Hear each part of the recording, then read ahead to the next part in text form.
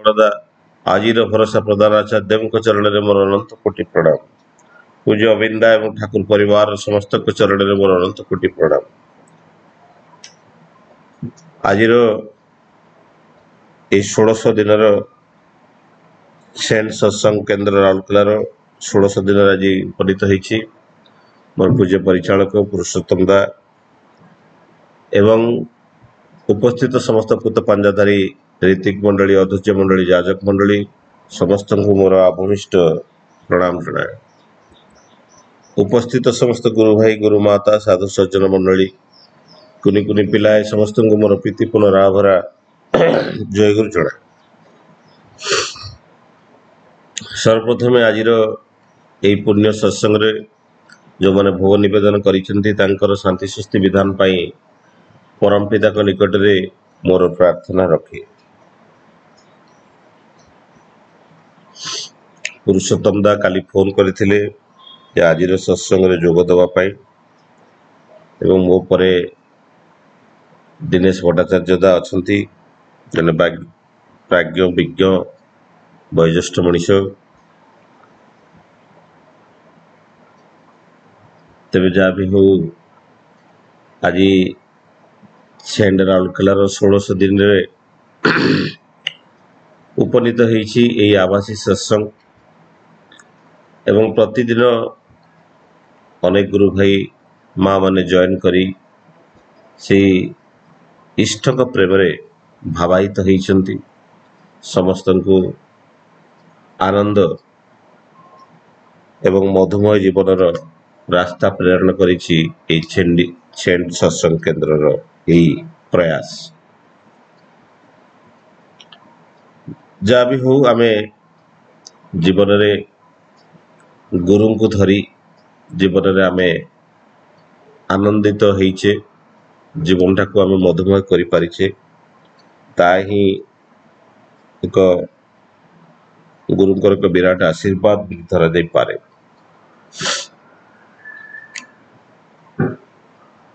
ତେଣୁ ଆମମାନଙ୍କ ଜୀବନରେ ଏବଂ ସମସ୍ତଙ୍କ ଜୀବନରେ ଜଣେ ଗୁରୁଙ୍କର ଆବଶ୍ୟକ ପଡ଼େ।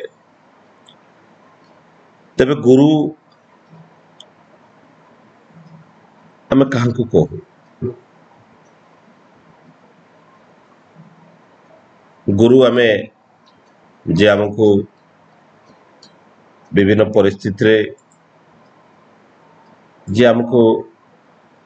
ପରିସ୍ଥିତିରେ ବାଟ ଦେଖାନ୍ତି, ସେ ହିଁ ହେଉଛନ୍ତି ଗୁରୁ। ଠାକୁରଙ୍କର ଯୋଉ ବାଣୀ ଥିଲା ଯେ ବିପାକ ପଥେ ହାତ ଧରି ଦିଏ, ଚଲାର କାଇଦା ଶିଖାଇ ଦିଏ, ତାକୁ ହିଁ ଜାଣିବୁ ଗୁରୁ ବୋଲି, ଧରିଲେ ତାଙ୍କୁ ଭୟ ନଥାଏ। ବାସ୍ତବିକ ତାଙ୍କୁ ଧରିଲେ ଭୟ ନଥାଏ।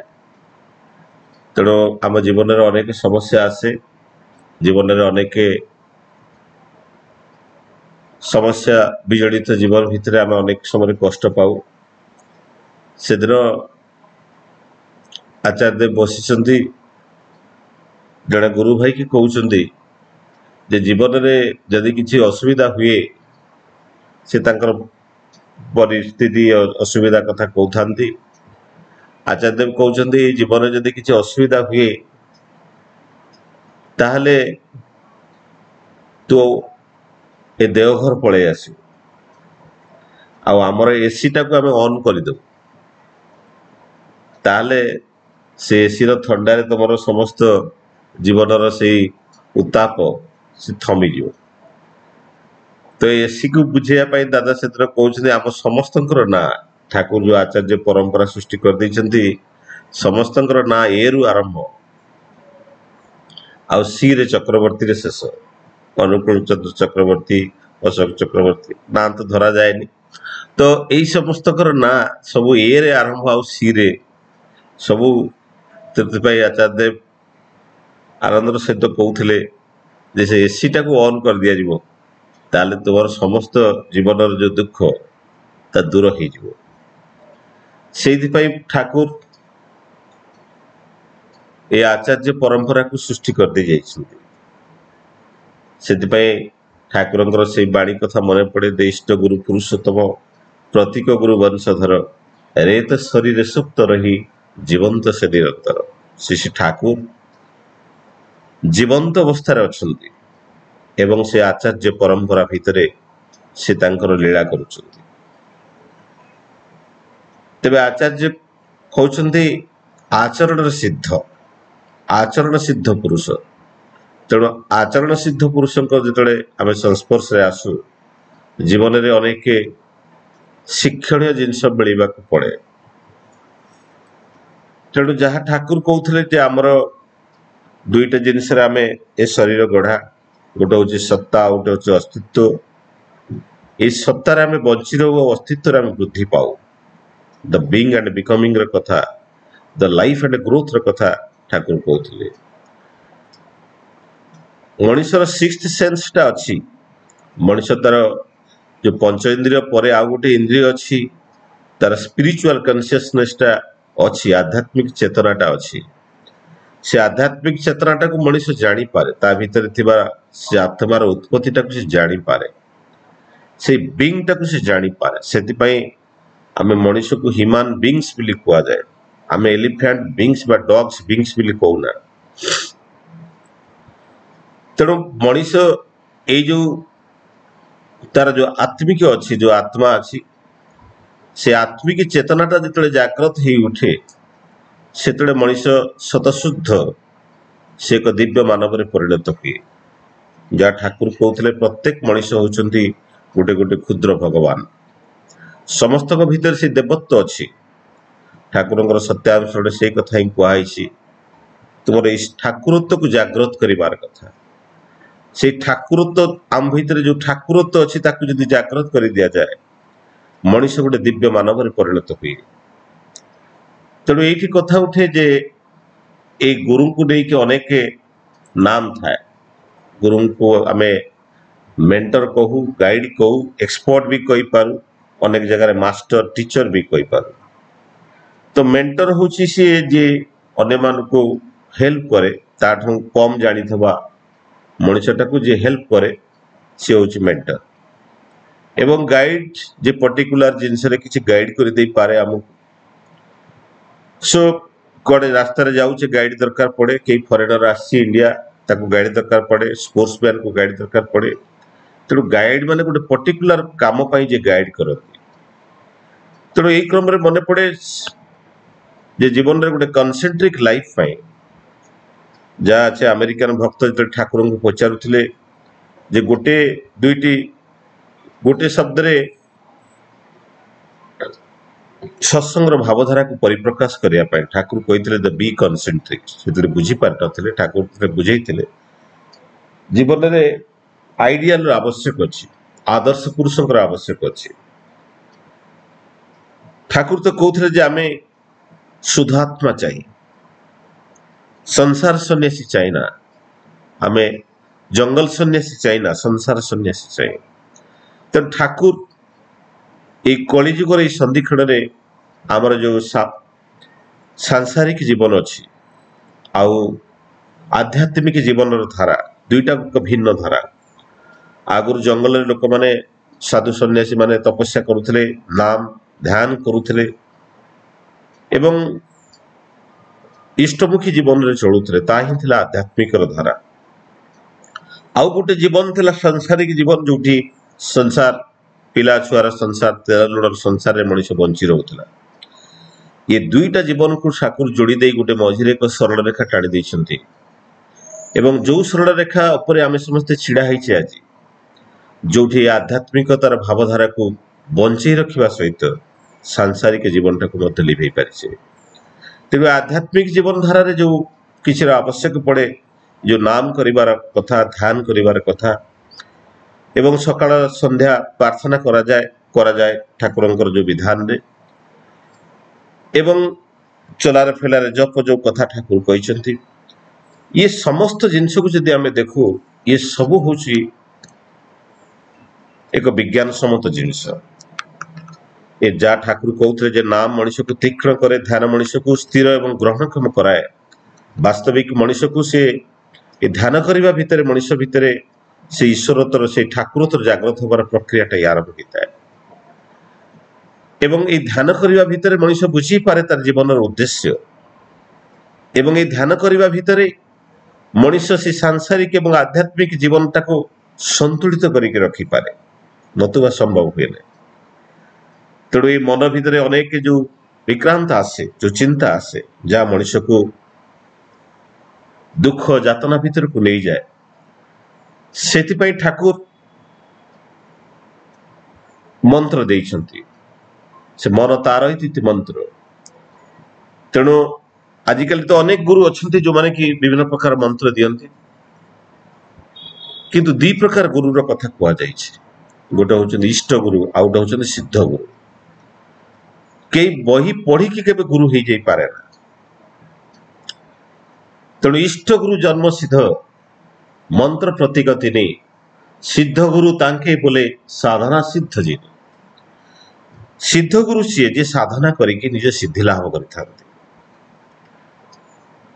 साधना करके जे सिद्धि लाभ करते से हूँ सिद्ध गुरु एवं ये जो मंत्र दियंती केवल इष्ट गुरु जे जन्म सिद्ध जहाँकर से जन्मरु सिद्धि लाभ करके आसी क्रम मन पड़े जड़े साधना रहित गुरु साधना अनेक 22 वर्ष साधना कला परे से समाधि पाई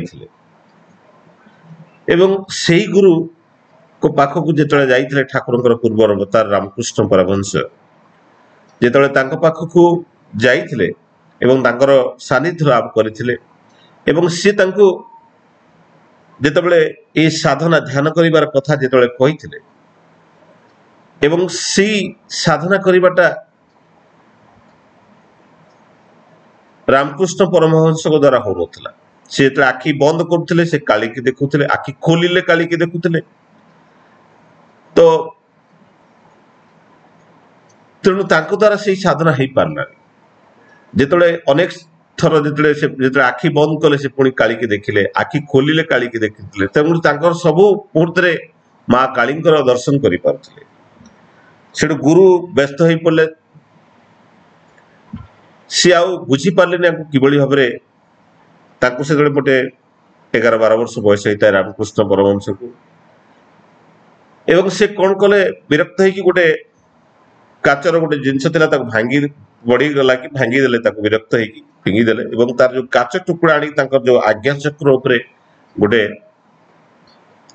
काटिदेले जो आज्ञा चक्र तो रक्त धारण माने बोहिला धप धप होपर से ध्यान करने कहते एवं किछि मुहूर्त भितर से ध्यानस्थ हो जाते समाधिस्थ हो जाते रामकृष्ण परमहंस कारण सी सिद्ध गुरु थे जन्म सिद्ध थे। आश्चर्य होते से सिद्ध गुरु कहले जो साधना को लाभ करने 22 वर्ष मत साधना करने को पड़ा गोटे कई मुहूर्त से समाधिस्थ हो जाते रामकृष्ण परमहंस। तेणु ठाकुर होचंदी इष्ट गुरु आउ जन्म सिद्ध मातृगर्भरु से नामझुप करुथिले एवं से होचंदी से मंत्रर प्रतीक। तेणु से ठाकुर कहते ये जीवंता पृथ्वीटा हूँ शब्दर घनायित रूप एवं समस्त भितर से शब्दर कंपन अच्छी आमे समस्ते हूँ शब्दर घनायित रूप।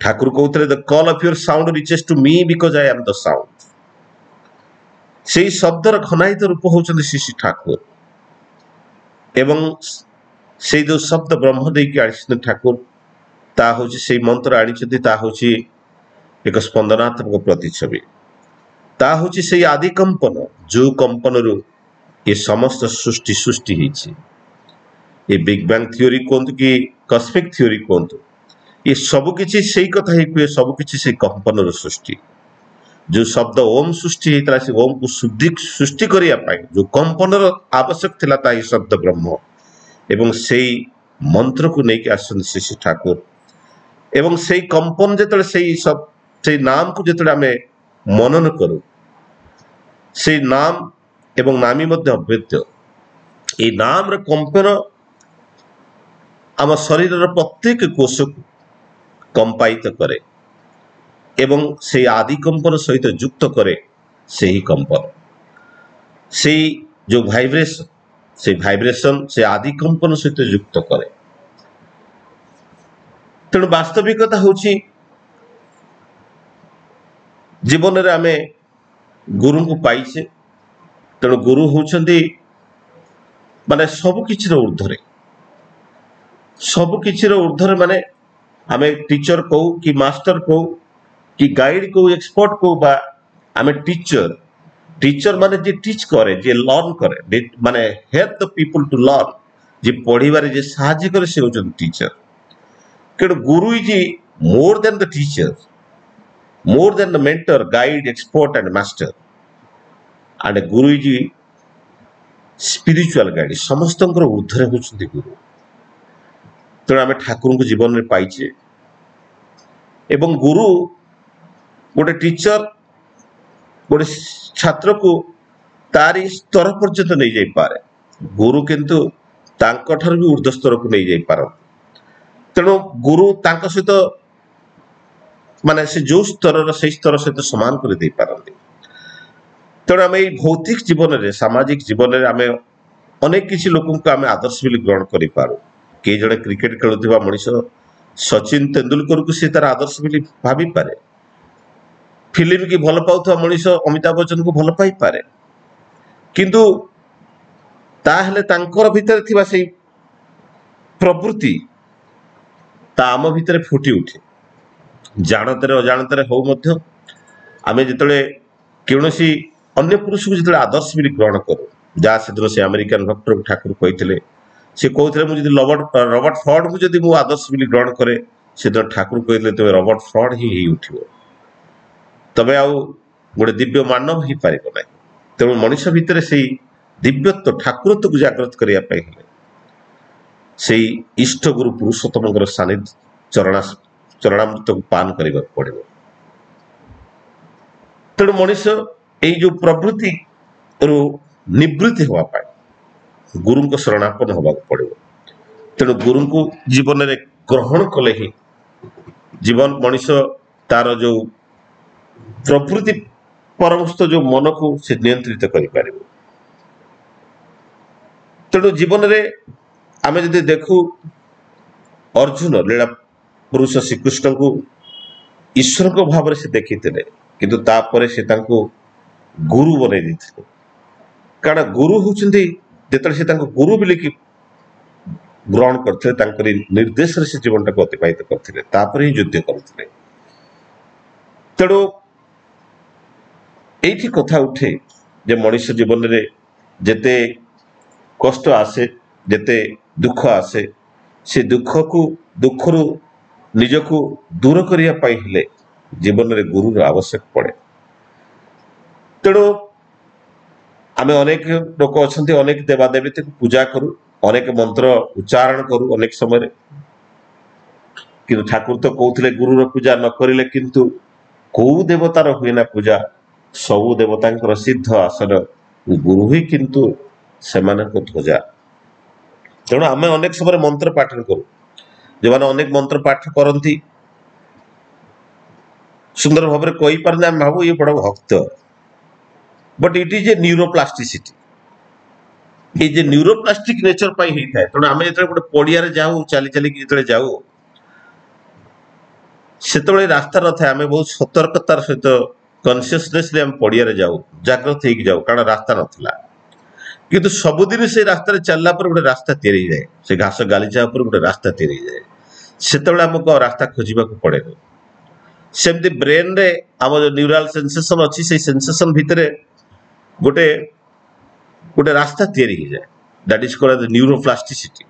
ସେଥିପାଇଁ ଆମେ ଯେତେବେଳେ ପ୍ରେୟାର କରୁ ମଧ୍ୟ, ଆମେ ଅନେକ ସମୟରେ ସକାଳୁ ପ୍ରେୟାର କରୁ, ପ୍ରେୟାର କଲା ଭିତରେ ଆମର ଧ୍ୟାନଟା ଆଡ଼େ ସାଡ଼େ ଚାଲି ଯାଇଥାଏ, କାରଣ ଆମେ ଚେତନା ରହିତ ଭାବରେ ପ୍ରେୟାର କରୁନା।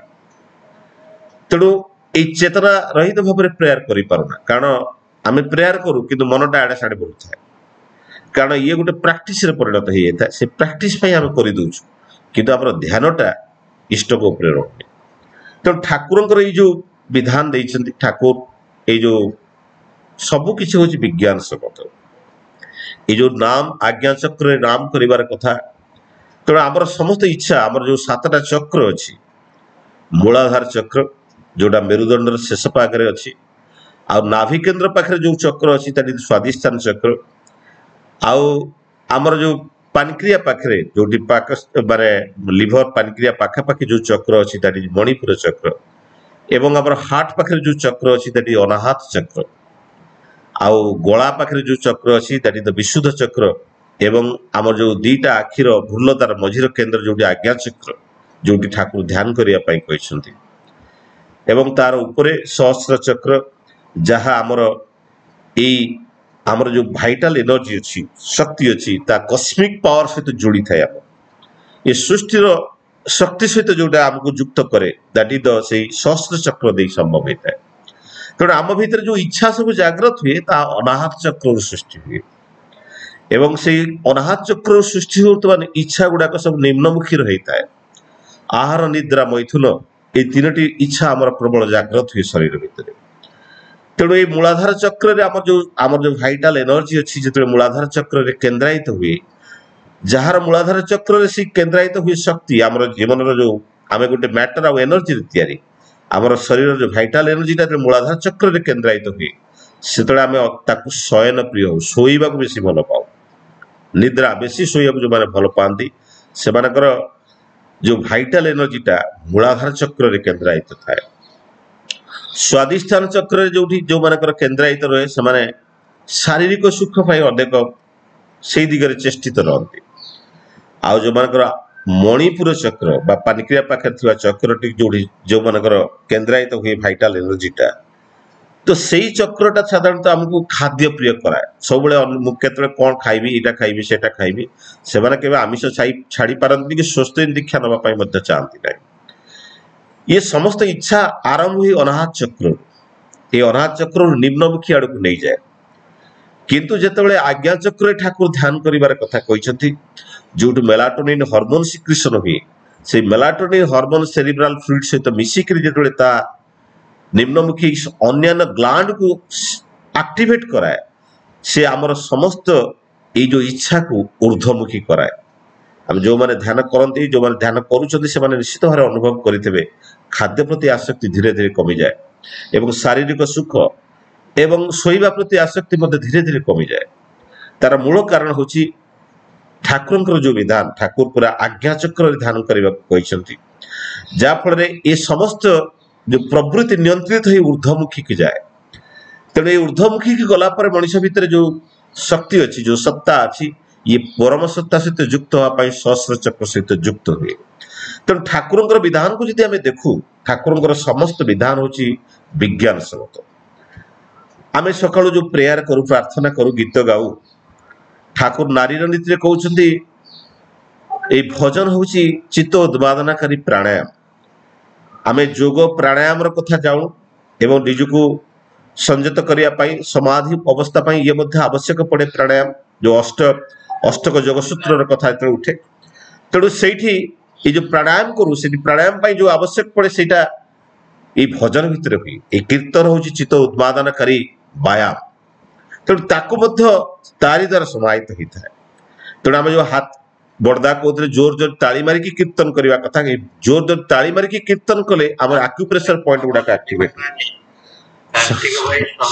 समय हो जाइए तेणु दादा निर्देश तेणु आउ समस्ते आम डीपी वर्क करवा इष्ट को प्रतिष्ठा करवा दादा डीपी वर्क कथा कहते तो समस्ते इष्टमुखी चलन सरिवा सहित ये समाज रे समस्त पाखे इष्ट आदर्श को लेकिन पहुँचेगा ताही आम समस्त कर्तव्य। तेणु समस्त शांति सुस्ति विधान परम पिता निकट में प्रार्थना करी मोर वक्तव्य ये विराम दूची। वंदे पुरुषोत्तम वंदे पुरुषोत्तम वंदे पुरुषोत्तम। दादा जय गुरु। खूब सुंदर सुललित भाव